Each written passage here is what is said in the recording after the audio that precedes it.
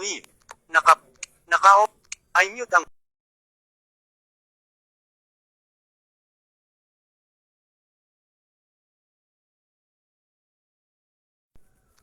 Kristo ang laging una. Tayo po ay manalangin. Dakilang Diyos, salamat po sa umagang ito. Sa katapatan, sa kadakilaan, sa buhay at sa protection. In Jesus' name I pray, Amen. Mateo chapter 6 verse 13. Brother Daryl, pakibasa. Bible verses verse of the day. Heading. Gallery. At huwag mo kaming hayang matugso, kundi ligtas mo kami sama-sama. Mateo 6:13. Ang prayers, no?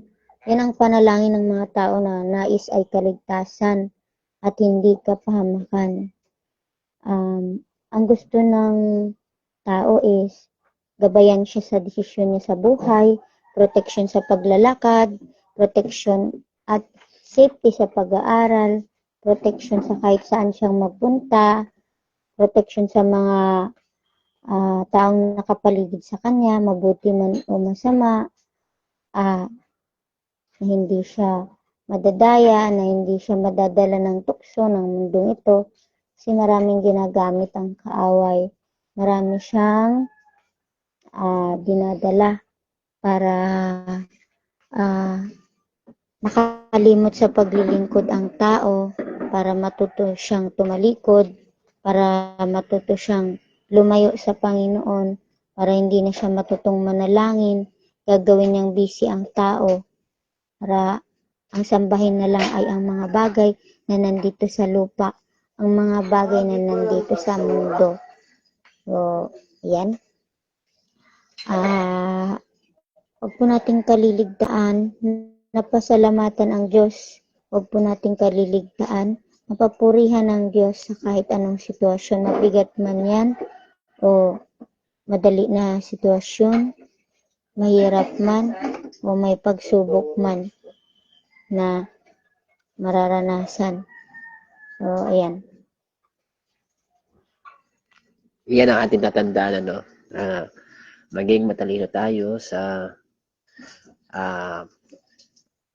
pagiging, matalino tayo, maging mapagmatsyag tayo, lalo na sa ating mga hindi nakakakita. Alam kong alam ng iba mga blind yan, na dapat maging wise tayo. Mapag-ingat. Yes. Mapag-ingat. Gamitin yung 4 na senses, hindi yung magtitiwala ka lang na safe ka. Magtitiwala ka lang sa paligid mo.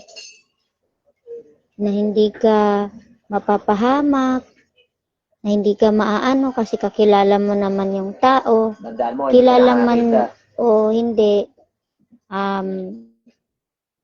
Dapat hindi tayo magtiwala sa sarili lang natin na karunungan o sa sarili lang natin na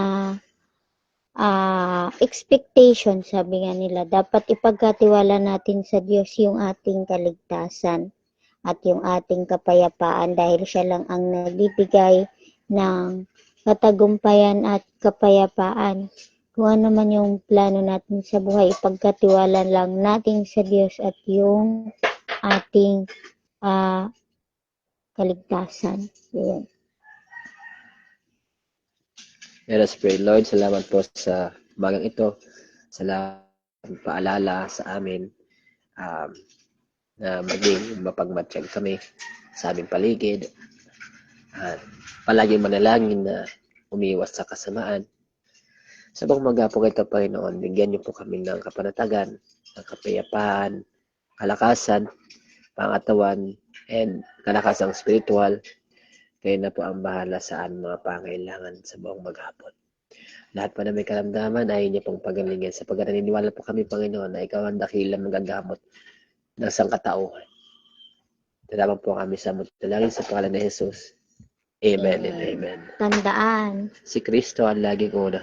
kapag inuna si Kristo, Tayo ay lalago. Good morning God and bless. happy great blessed Saturday. Saturday.